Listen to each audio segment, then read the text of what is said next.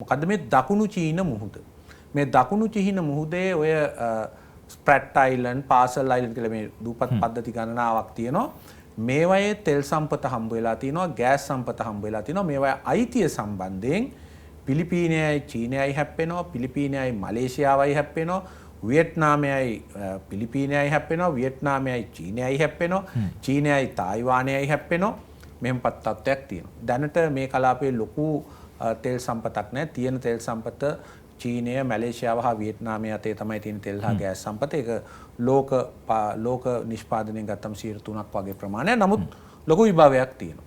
ඊළඟට ලොකුම වෙළඳාම වෙන්නේ මෙතනින්. සිංගප්පූරුව තියෙනවා, බැංකොක් තියෙනවා, ඊළඟට තායිපේ තියෙනවා, ෂැන්හයි තියෙනවා, ෂෙන්ෂෙන් තියෙනවා, සෝල් තියෙනවා. මේ කියන්නේ හිතාගන්න බැරි විශාල ආර්ථික පද්ධතියක් තියෙනවා. ලෝකයේ නිෂ්පාදනයෙන් 30%ක් දළදේශීය නිෂ්පාදනයෙන් මෙතන තියෙනවා. දැන් මේවා පරණ රටවල් නෙවෙයි. ආසියානු සංවිධානය ගත්තත්, චීනය ගත්තත්, ජපානය, කොරියාව ගත්තත් මේවා දැන් මහා ආර්ථිකයන් යුරෝප ආර්ථිකයට වඩා ලොකුයි.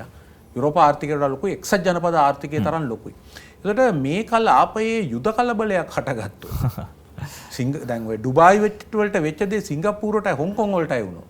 අපිට කොයි විදිහට බලපායිද? අපිට ලෝකෙට කොහොම බලපායිද? තෙල් සම්පත පැත්තෙන් ගත්තත්, මූල්‍ය සම්පත පැත්තෙන් ගත්තත්, ආහාර සම්පත පැත්තෙන් ගත්තත් ලෝකයේ සැපයුම් ජාල වලින් 3න් එකක්. භාණ්ඩ ප්‍රවාහණයෙන් 3න් එකක්. නිමි භාණ්ඩ ප්‍රවාහණයෙන් 3න් එකක්.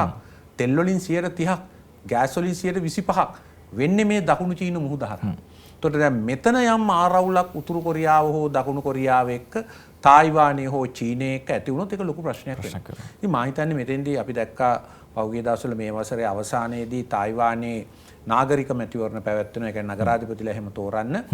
තායිවාන් කෝමින්ටාන් පක්ෂයේ නායිකාව චීනයේ සංචාරයක නියුණා. ඒ විපක්ෂයේ ඉන්නේ. තායිවාන් පාලක පක්ෂයේ ඩෙමොක්‍රැටික් පක්ෂයේ ඉන්නේ චීනයට රැහැනිව.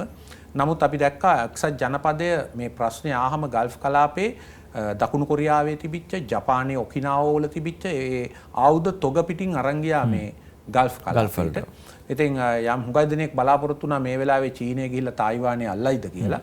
කොහොම වුණත් තායිවානයේ මැතිවරණ පැවැත්වෙනවා 2028 දී. මේක ඉතා තීරක මැතිවරණයක් වෙයි. එතනදී මේ උතුරු කොරියාවත් මේ පිපිරීම් වලින් බලාපොරොත්තු උනේ තමනුත් ඉන්නවා කියලා ලෝකෙට පෙන්වන්න. මොකද ඔවුන්ටත් ඔය ඉරානයට එහෙම නැත්නම් ඊශ්‍රායලයට වගේ මේ ස්පොයිලර් කෙනෙක් හැටියට, මේ වැඩ අවුල් කරන කෙනෙක් හැටියට ලොකු හයියක් තියෙනවා. මතුනට අපිට ගැටලුවක් වෙනවා. ඇත්තටම ඔබතුමා කිව්වා දැන් ඉරානයත් එක්ක ඍජු ගනුදෙනුවක් තියෙන්න ඇති කියලා උතුරු කොරියාව.